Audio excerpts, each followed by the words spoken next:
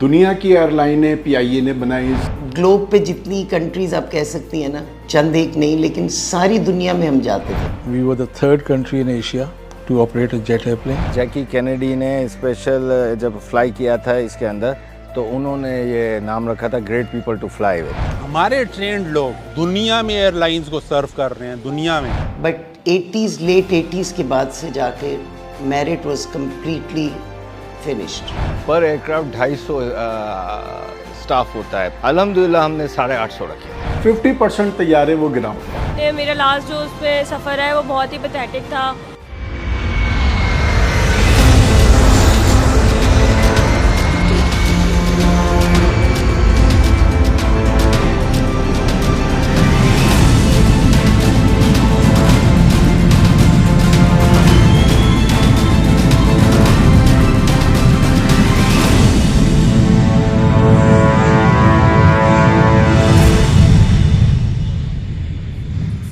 दुनिया भर में कौमी एयरलाइंस अहम मुआशी जरिया समझी जाती है, लेकिन पाकिस्तान में ऐसा बिल्कुल भी नहीं। पाकिस्तान इंटरनेशनल एयरलाइंस यानी पीआईए किसी जमाने में कौम का फख्र और सर का ताज हुआ करती थी, लेकिन वक्त गुजरने के साथ साथ बद इंतजामी ने इसे इतना खोखला कर दिया कि नौबत निजकारी तक आ पहुंची है। खरबों रुपए की कंपनी की निजकारी के लिए बोली भी लगी तो सिर्फ 10 अरब रुपए। हुकूमत को अब मुनासिब खरीदार की तलाश है। पाकिस्तान की कौमी फिजाई कंपनी का जवाल कैसे शुरू हुआ, इसके नशेबो फराज पर नज़र डालते हैं। पीआईए ओरिएंट एयरवेज से पीआईए बनी। ओरिएंट एयरवेज कायद आज़म की ख्वाहिश पे बनाई थी, इस्फहानी साहब ने बनाई थी बैक इन 46, और 47 में उसकी पहली फ़्लाइट हुई थी। पाकिस्तान बनने के बाद ओरिएंट एयरवेज के लिमिटेड रिसोर्सेज थे और ईस्ट और वेस्ट पाकिस्तान को लिंक करना बहुत ज़रूरी था, तो और जहाज़ चाहिए थे। तो उस वक्त पीआईए बनाने का सोचा गया, नेशनल फ्लैग कैरियर ये बन गई।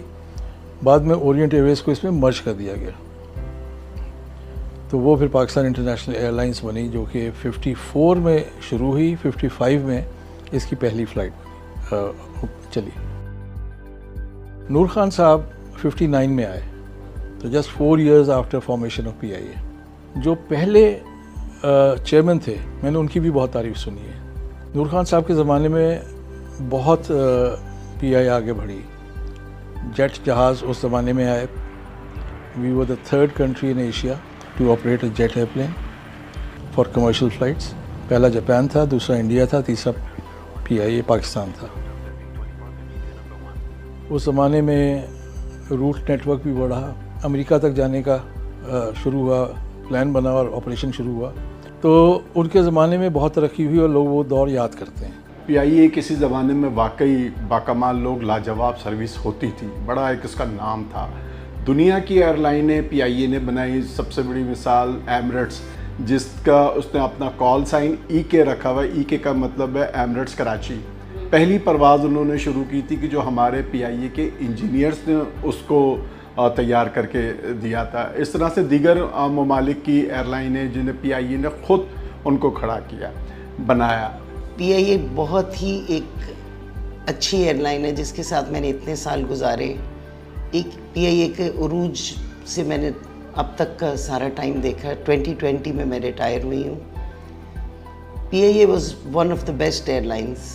ग्लोब पे जितनी कंट्रीज़ आप कह सकती हैं ना, उनमें से बारिंग अ फ्यू, चंद एक नहीं लेकिन सारी दुनिया में हम जाते थे। Damascus, Cairo, Paris, New York, Washington, Chicago, Athens, Rome, Jakarta, Manila, Bangkok, Singapore, Kuala Lumpur, Toronto खैर एक वाहिद स्टेशन रह गया जहाँ आप जाते हैं, इस्तांबुल। बट हमारा नेटवर्क ख़त्म हो गया। हम लंदन जाते थे, ग्लासगो जाते थे, बर्मिंघम जाते थे। यूके में हमारे तकरीबन 3 या 4 स्टेशंस थे। जो पीआईए है, ये आप गलत कह रही हैं कि पाकिस्तान की बेस्ट एयरलाइन थी। ये साउथ ईस्ट एशिया की बेस्ट एयरलाइन में से थी। और इसका ना जो है ना, जैकी कैनेडी ने स्पेशल जब फ्लाई किया था इसके अंदर, तो उन्होंने ये नाम रखा था great people to fly with. और वो जो है वो स्टक हो गया और वो हमने एयरलाइन पर यूजेज भी करना शुरू कर दिया। Our service used to be the best, our food used to be the best, our cabin crew, cockpit crew, are people in the office, they were one of the best. जितना exposure PIA ने दिया है, I think no other organisation can give you that much exposure. जिस ज़माने को normally PIA के अंदर या PIA को देखने वाले या PIA को का मुताला करने वाले एक सुनहरी दौर या गोल्डन एरा के तौर के ऊपर याद रखते हैं, वो एरा है कि जिसके अंदर पाकिस्तान का इकोनॉमिक रेट भी दुनिया के चंद बड़े और बहुत तेज़ी से तरक्की करने वाले मुल्कों में जिनका शुमार होता है। हम बात कर रहे हैं 1960 की और 70 की शुरू की दिहाई की। फिर उसके बाद जो 1980 की वाक़यात आप सुनते हैं वो भी हमें ये सुनने चाहिए कि उस टाइम पे भी आपकी इकोनॉमिक स्टेबिलिटी बहुत अच्छी थी। हमारे ट्रेंड लोग, हमारी इंजीनियरिंग और PIA ट्रेनिंग सेंटर से ट्रेंड लोग दुनिया में एयरलाइंस को सर्व कर रहे हैं। दुनिया में अमेरिकन एयर को भी, यूनाइटेड एयर को भी, ब्रिटिश एयरवेज को भी, वर्जिन अटलांटिक को भी। ये दुबई वाले, ये तो अबू धाबी, ये तो मिडिल ईस्ट तो भरा हुआ है। फिर सरवर साहब सिटिंग MNA सिटिंग मिनिस्टर जो हवाई को देख रहे थे, उन्होंने असेंबली पे बोल दिया कि सब ये लोग लाइसेंसिंग के जाली हैं। फिर आप कैसे बच सकते हैं? 26 ऐसे पायलट जिनके पास कमर्शियल पायलट लाइसेंस तो थे, एयर ट्रांसपोर्ट पायलट लाइसेंस के लिए उन्होंने एग्जाम दिया, वो एग्जाम भी गलत तरीके से दिया। 26 पायलट, उन्हें भी ग्राउंड किया, उनके खिलाफ भी डिसिप्लिनरी एक्शन हमने शुरू कर दिया। फौरी तौर पे जो है वो यूरोपीय यूनियन और बरतानिया ने पाबंदी लगा दी कि जी PIA के कप्तानों के लाइसेंस जाली हैं। इन PIA में तो अच्छे खासे 36 से ज़ायद जनरल मैनेजर्स हैं। जिस तरह से इसकी बोली लगनी चाहिए थी वो उसकी बिट नहीं आई। वजह ये कि PIA का अपना फ्लीट तकरीबन 34 तैयारों पर आ गया। किसी ज़माने में 42 तैयारे होते थे, कोई लीज़ के थे, कुछ अपने थे।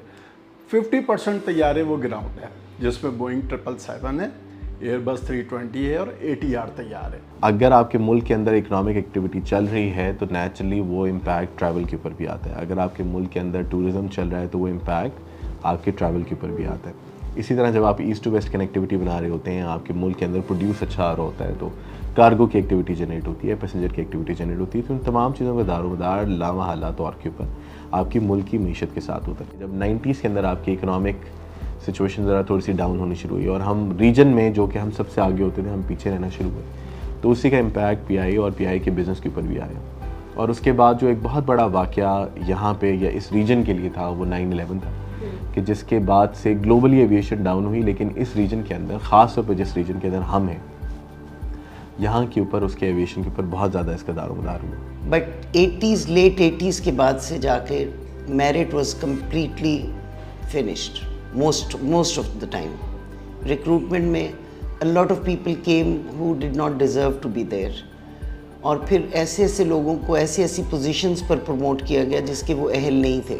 उसकी वजह से बहुत ज़्यादा डाउनफॉल शुरू हुआ। डाउनफॉल इसी वजह से शुरू हुआ है कि उसमें वो लोग आ गए जिन लोगों ने एयरलाइन को मतलब आहिस्ता आहिस्ता आप ये कह सकती हैं कि उनको इस एयरलाइन से कोई दिलचस्पी नहीं थी, चाहे वो हुकूमत में हो या वो इस इदारे में हो। खसारे का इसलिए कि भाई जो एवरेज है पर एयरक्राफ्ट 250 स्टाफ होता है पर एयरक्राफ्ट आपके जो सर्व कर रहा होता है। अल्हम्दुलिल्लाह हमने 850 रखे थे और अल्हम्दुलिल्लाह उसमें जो एरोस्टेसेस थी अनपढ़ जाहिल, स्टीवर्ड्स थे अनपढ़ जाहिल। एक एयरक्राफ्ट हमारा जर्मनी में पार्क हो गया, जो हमारे GM साहब थे उन्होंने कहा हमने लीज़ के पैसे नहीं भरे। कितनी एयरपोर्ट पर तो हमारे को एयरक्राफ्ट को रोक लिया गया कि भाई वो जो है एयरक्राफ्ट जो है उसने पुराने पैसे नहीं करे। फिर साथ में सिविल एविएशन तो सोने पर सुहागा, हमने अपने लाइसेंस भेज दिए कि कहाँ कहाँ फ्लाई कर सकते हैं। यानी अब हमको कहीं भी जाना है, काठमांडू ये वो, तो पहले दुबई जाओ या कतर जाओ, उसके बाद इधर आओ। सिर्फ 2-3 फ्लाइटें जो मजबूरी है। PIA में सियासी भर्तियाँ, सियासी मुदाखलत, ये इसको PIA को ले डूबी है। PIA का बड़ा मशहूर इस्वानी हैंगर है, आज भी कराची एयरपोर्ट पे वो मौजूद है, लेकिन वो वीरान हुआ है। किसी ज़माने में गैर मुल्की एयरलाइन के जहाज़ वहाँ खड़े हुए होते थे, उनकी मेंटेनेंस होती थी, ओवरऑलिंग होती थी। PIA को डॉलर्स में रेवेन्यू हासिल होता था, ज़रा मुबादला हासिल होता था। अब ये नौबत आ गई है कि PIA को कोई इंजन बनाना होता है, या तो वो बोइंग कंपनी को भेजेगी, वहाँ से इंजन की ओवरहालिंग कराएगी, उसमें तकरीबन लाखों डॉलर के अखराजात आते हैं। 50% तैयारे वो ग्राउंड है, जिसमें बोइंग 777 है, एयरबस 320 है और ATR तैयार है। वजह उनकी मेंटेनेंस नहीं है, पुर्जाजात नहीं है, पुर्जाजात को इनको बाहर से मंगवाने पड़ते हैं, उसके लिए पैसा नहीं है। सबसे बड़ा जो अफसोस है, और मेरे दोस्त खुद इसके स्पोक्स पर्सन थे PI के, वो बताते हैं आप लोग सिर्फ स्टाफ करते हो, असल में ये जो इक्विपमेंट मंगाते हैं ना कि ये मशीन ख़राब हो गई, ये स्पेयर मंगाना है, वो 70% करप्शन था। 30% तो आप गिन लो कि भाई ये स्टाफ और सैलरियाँ, और ये सैलरियाँ का तो बहुत छोटा सा था। मुलाजमीन परेशान हैं, उनके मुस्तकबिल के बारे में कोई वो नहीं है, और जबकि PIA इंतज़ामिया ने जो उनका प्रोविडेंट फंड होता है वो तक इस्तेमाल कर दिया। दूसरी इंजन की ख़रीदारियों के हवाले से FIA में उसके केसेस भी चल रहे हैं, इंक्वायरी भी हो रही है। जैसे आज सीब ने अपनी प्रेस कॉन्फ्रेंस में मुतालबा किया कि जी वो जो मुलव्विज़ हैं उनके नाम एग्जिट कंट्रोल लिस्ट में डाला जाए जिन्होंने नुकसान पहुँचाया है PIA। ज़रूरी हो गया है कि ये बिके, लेकिन जो प्राइस आई है वो तो कॉमेडी हो गई है। जैसे कोई विंटेज कार में ख़रीदने गया ज़फ़र मोती, इस तरह की आया कि भाई ये इसमें इतने पार्ट्स हैं, इसका वज़न इतना है, इस तरह है। लेकिन कई जो हमारे दोस्त जो इस बिड में हैं, वो ये कहते हैं कि ये भी बहुत बड़ी रकम किसी ने ऑफ़र की है, क्योंकि ये तो कुछ साल पहले ज़ीरो में देने को तैयार हो गए थे। PI के लोग थे, they were not prepared for the competition. उन्होंने वो दौर देखा था जिसमें हमारा मैनेजर जो है वो किसी कमिश्नर से कम लेवल का नहीं समझता था अपने आप को। वो ब्यूरोक्रेट्स होते थे, they would not meet general public. लोगों की डिमांड थी, वो खुद आते थे टिकट लेने। तो वो जो मार्केटिंग, सेल्स या अप्रोच करना होता है लोगों को, वो उन्होंने सीखा ही नहीं था। ये मेरी ऑब्जर्वेशन है, मेरे सीनियर्स इससे डिसएग्री करेंगे, लेकिन मैं यही समझता हूँ कि वो इस वजह से, क्योंकि हम तैयार नहीं थे मेंटली कंपटीशन को फेस करने के लिए, हमें मार पड़ी। इस साल की जून में कहा गया था कि PI को प्राइवेटाइज कर दिया जाएगा। अभी तक शशोपंज में बेचने वाले भी खतरे में हैं, खरीदने वाला भी परेशान होगा। तो आप इसको ट्रांसपेरेंट करें, इसको ऐसा करें कि भाई इंटरनेशनल कोई आए, कोई एजेंसी चेक करने के लिए, तो उसको कोई प्रॉब्लम ना हो। ये बहुत नुकसान कर चुके हैं और आगे मज़ीद नुकसान की पाकिस्तान की अफोर्डेबिलिटी नहीं है। इसमें जॉब्स क्रिएट करते हैं मिनिस्टर अपने एरिया के, MPs अपने एरिया के, ताकि वो अपने वोट बैंक को संभाल सके। लेकिन अब पाकिस्तान हैंडल नहीं कर सकता। और मैं तो 10 साल से बोल रहा हूँ, हर चैनल पर बोला है कि भाई अगर नेशन ही नहीं रहेगा तो नेशनल कैरियर क्या रखना है। तो नवाज शरीफ साहब was inspired by Singapore model. इन्होंने वहाँ से लीड ली और कराची एयरपोर्ट को ओपन स्काई डिक्लेयर कर दिया। Just Karachi, not all of Pakistan, कि कोई भी एयरलाइन दुनिया से कहीं से भी आए, बगैर एग्रीमेंट किए हुए आए और जाए, जितनी मर्जी फ़्लाइटें ऑपरेट करें, हम नहीं रोकेंगे। उसका नेगेटिव रिज़ल्ट निकला, क्योंकि ये तो एक बार्टर ट्रेड होती है कि आप हमारे मुल्क से ये ले जाएं, हम आपके मुल्क से ये ले जाएंगे। जब आपके पास पैसा ना हो तो आप वो फैसिलिटीज़ प्रोवाइड नहीं कर सकते जो एमिरेट्स प्रोवाइड कर रही है, जो इतिहाद प्रोवाइड कर रही है, जो कतर प्रोवाइड कर रही है। So service to passengers, that standard has gone down, no doubt. Employees का एटीट्यूड, ज़्यादा सियासी लोग आने शुरू हो गए और वो आके नौकरी कम और सियासत ज़्यादा करते थे, और उसकी वजह से इनएफिशिएंसी आई। पैसेंजर्स ने नाराज़ होना शुरू किया और उन्होंने शिफ्ट होना शुरू किया। My last travel was in 2021 from Islamabad to Karachi. जो ट्रैवलिंग थी वो मैं अगर ऑनेस्टली उसको मैं रिव्यू करूँ, out of 10 it was 3 or 4 because of the seats और जो उनकी जो अकोमोडेशन थी और जो कस्टमर को या जो ट्रैवलर को अकोमोडेट कर रहे थे, रिटेन कर रहे थे, वो it was never up to the mark. क्योंकि मेरा पास्ट एक्सपीरियंस, मैंने काफ़ी ट्रैवल किया इस्लामाबाद से, लाहौर से। मेरा लास्ट जो उस पर सफ़र है वो बहुत ही पैथेटिक था। कोई सर्विस उनकी अच्छी नहीं थी, कोई अकोमोडेशन उनकी अच्छी नहीं थी, फूड क्वालिटी बहुत ही बेकार थी। एक टाइम था कि PIA का बड़ा उरूज था, लोग प्रेफर करते थे, लेकिन अब उसके अलावा जो अभी न्यू एयरलाइन स्टार्ट हुई हैं, अब लोग उनको ज़्यादा तरजीह दे रहे हैं और PIA को नहीं दे रहे। मुझे लगता है कि कुछ PIA पॉलिटिक्स की भी नज़र हुई है। एक प्रोपेगेंडा है कि PIA के पास ही एक जहाज़ पे 400 लोग हैं, तो लोगों ने एम्प्लॉई एक्सेस कह के बदनाम करना शुरू कर दिया। एम्प्लॉयज़ एक्सेस नहीं थे, एम्प्लॉयज़ नालायक ज़रूर थे। एक बहुत अच्छी अपॉर्चुनिटी आई थी हमारे पास टर्किश एयरलाइंस के साथ कोड शेयर का, उसको सियासी बना दिया गया। आज क्या हाल है, वो रुकवा दिया गया सिर्फ इस वजह से कि उसमें एक स्टेशन जो बंद हो रहा था वो न्यूयॉर्क था। लेकिन हम न्यूयॉर्क बंद करके हम दूसरे स्टेशन पे जा रहे थे अमेरिका में, और न्यूयॉर्क तक कोड शेयर था। सबसे ज़्यादा तकलीफ उसकी हमारे क्रू को भी। हमारा जो कॉकपिट क्रू है, उनके जब बच्चे बड़े होते हैं तो अपनी बड़ी बेगम को और बच्चों को भेज देते हैं न्यूयॉर्क या लंदन, ज़्यादातर न्यूयॉर्क। बड़ी बेगम मैंने कहा, ठीक है। तो उनको ये था कि जी हम वहाँ तक कैसे जाया करेंगे। अब तो वो जब चाहें चले जाते हैं, बस टिकट्स उनके लिए कोई हद ही नहीं है। वो अथॉरिटी लेते हैं डायरेक्टर फ्लाइट ऑपरेशन से, उसको कहते हैं जीडी ट्रैवल। उन्होंने बस सिर्फ यूनिफॉर्म पहनना और जहाज़ में बैठ जाना है, उसमें हर चीज़ जायज़ है। उन्होंने अपना फ़ायदा सोचा है। पीआई ने क्या हासिल किया? कुछ नहीं। सबसे बड़ी वजह पीआई इंजीनियरिंग है। पीआई का इंजीनियरिंग डिपार्टमेंट ना EASA सर्टिफाइड है, ना FAA सर्टिफाइड है, सिर्फ पाकिस्तान सिविल एविएशन का सर्टिफाइड है। जब आप जहाज़ लीज़ पे लेते हैं तो रिक्वायरमेंट होती है कि इसकी मेंटेनेंस एक अप्रूव्ड फैसिलिटी से हो, जो कि या तो EASA की हो या FAA की हो या ब्रिटिश हो। वो सर्टिफिकेशन हमारे पास होती थी, हमने लूज़ कर दी। फिर यहाँ शॉर्टकट्स लोगों ने लेने शुरू कर दिए। एम्फेसिस रहा कि डिपार्चर होना चाहिए, ऑन टाइम डिपार्चर होना चाहिए, चाहे अनसेफ हो। तो अगर कोई कंपोनेंट काम नहीं कर रहा, इन्होंने पुश आउट कर दिया पेपर पे लिख के कि test checked and found okay.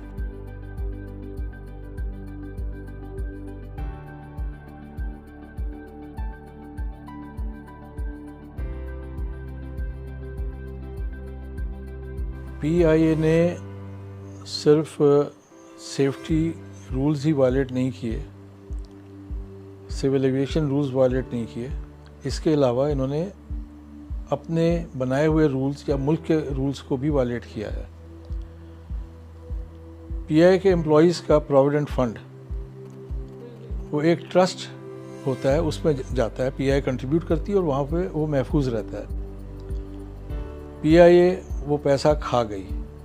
अब खा यूँ गई कि उन्होंने अब जब ज़रूरत थी इस्तेमाल कर लिया, वापस नहीं डाला, जबकि वो इस्तेमाल भी नहीं कर सकते थे, और अपनी बुक्स में उसको लिख दिया लायबिलिटी टुवर्ड्स एम्प्लॉयज़।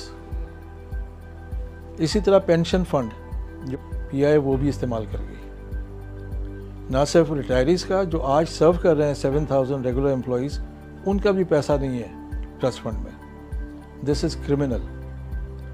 2016 में पीआई के पूरे बोर्ड के अगेंस्ट FIR इशू हो गई थी for using the provident fund for daily expenses of pi.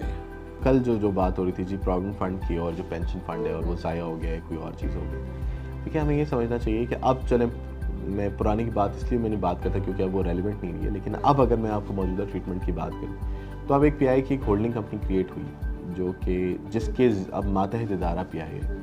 और होल्डिंग कंपनी क्रिएट इसलिए कैसे हुई है कि जिसके अंदर पीआई की वो तमाम असासे जो कि हुकूमत चाहती है कि हुकूमत की मिल्कियत में रहें, और पीआई की ज़्यादातर लाइबिलिटीज़ जो हैं वो उस पर ट्रांसफ़र होगी। ये भी एम्प्लॉय लाइबिलिटी के तौर के ऊपर पीआई होल्डिंग कंपनी के अंदर ट्रांसफ़र हो चुकी है, नंबर 1। जिसका मतलब ये है कि वो कागज़ों के ऊपर अपनी वैल्यू के ऊपर वो कंपनी खड़ी है। नंबर 2, हमें समझने वाली बात यह है कि कोई पीआई का रिटायर्ड एम्प्लॉई या कोई ऐसा बंदा जिसने पेंशन या प्रोविडेंट फंड लेने की कोशिश की हो, आपको ये कहता नहीं मिलेगा कि उसका पैसा फंसा हो। जब भी जो भी रिटायर होता है उसको टाइमली उसके बेनिफिट्स दे दिए जाते हैं। प्रोविडेंट फंड जो एम्प्लॉइज़ अपना अगर लेना चाहिए तो उनको मिल जाता है, रिटायरमेंट के ऊपर उनको फुल बेनिफिट मिल जाता है। तो कोई एक बंदा ऐसा नहीं है जिससे आप बात करें या कोई कहे कि जी मेरे फ़ंड पीआई ने रुके हुए हैं क्योंकि पीआई वो पैसे खा गई। तो फ़ंड एग्जिस्ट करता है, फ़ंड के अंदर से ट्रांजेक्शन भी हो रही है, फ़ंड के अंदर इनकम भी आ रही है और फंड बिजनेस जनरेट करके अपनी इनकम को बढ़ा भी रहा है। माई हार्ट ब्रेक्स जब मैं आज देखती हूँ एयरलाइन को, लिटरली मेरा बहुत दिल दुखता है, बहुत दिल दुखता है। फिर वो कहूँगा कि जिस दिन यूरोप ने पाबंदी हटाई पीआईए पे से, पीआईए के अगर 3 जहाज़ ऑपरेशनल हो गए बोइंग 777 यूरोप में जाते हैं, तो PIA 3 से 6 महीने में अपने पैरों पे खड़ी हो सकती है। अगर आपको मैनेजमेंट ईमानदार मिल जाए, कमिटेड मिल जाए, नॉन पॉलिटिकल मिल जाए और उनको आज़ादी हो काम करने की, तो बताएं प्राइवेट ओनर ने आके क्या करना है? उसने यही फैक्टर्स इंट्रोड्यूस कराने हैं जो इस वक्त नहीं है। इस वक्त ये हल नज़र आ रहा है कि यही हल है, क्योंकि वो कहते हैं कि गवर्नमेंट का काम नहीं है कि बिज़नेस करे। बात सही है, लेकिन थर्ड वर्ल्ड कंट्रीज़ में बहुत सारे बिज़नेस गवर्नमेंट ही करती है, क्योंकि किसी और के पास इतना सरमाया नहीं होता कि वो बिज़नेस करे या ये रिस्क ले। PIA के ऊपर पाकिस्तानी अवाम की ओनरशिप बहुत ज़्यादा स्ट्रॉन्ग है, और PIA के ऊपर उनका भले एक लव हेट एक रिलेशनशिप हो, लेकिन उनका भरोसा अभी भी कायम है, और वो PIA को हमेशा से फलता फूलता और PIA को तरक्की करता देखना चाहते हैं। कि इसलिए नहीं कि उनको वो अच्छे सुनहरे दौर की निशानी है या उनको अच्छे दौर की याद दिलाती है, बल्कि वो ये समझते हैं कि PIA के पास एक सिफारती मिशन है पूरी दुनिया में पाकिस्तान और पाकिस्तान के झंडे को बुलंद करने का, और जहाँ पे भी PIA या PIA का जहाज़ जाएगा वो एक मिनी पाकिस्तान की हैसियत से उस मुल्क के एयरपोर्ट पे उतरेगा। तो मैं आपकी वसात से सबको ये बात कहना चाहता हूँ कि भरोसा रखें PIA के ऊपर। PIA की बुनियादें बहुत ज़्यादा स्ट्रॉन्ग हैं, PIA की अंदर बहुत ज़्यादा पेशेवर लोग हैं, और इंशाल्लाह वो दिन दूर नहीं है। मैं ये सिर्फ उम्मीद के ऊपर बात नहीं करता, मैं सिर्फ मंसूबे जो आगे मैं देख रहा हूँ और जिस तरीके से मैं आगे इस मुल्क को और इस मुल्क की हवाबाजी की सनत को तरक्की करता हुआ देखता हूँ। मैं ये समझता हूँ कि बहुत जल्दी, कुछ ज़्यादा इसमें कि शायद कुछ दहाइयाँ ना लगें, चंद अगले सालों के अंदर आप देखेंगे कि PIA आपको बहुत ज़्यादा आपका सर फ़ख्र से दोबारा बुलंद करेगा। PIA की हालत अब उस कंबल की सी हो गई है जिससे हुकूमत अपनी शराइत पर जान छुड़वाना चाहती है, लेकिन कंबल अब जान नहीं छोड़ रहा। सालेहा फिरोज़ खान, इंडिपेंडेंट उर्दू, कराची।